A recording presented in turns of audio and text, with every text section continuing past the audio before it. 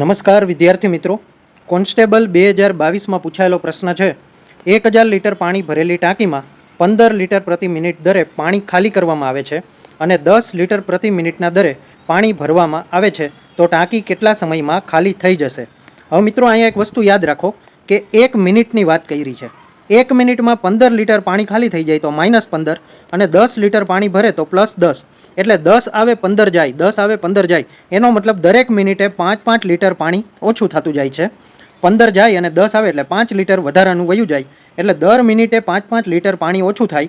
આપણે 1000 લીટર ખાલી કરવાનું છે અને આપણો દર શું છે તો કે 5 લીટરનો, એટલે 1000 ભાગ્યા 5 કરી તો કે 200 મિનિટ થશે, ત્યારે 5-5 લીટર કરી અને ટોટલ 1000 લીટર પાણી જશે, બરાબર।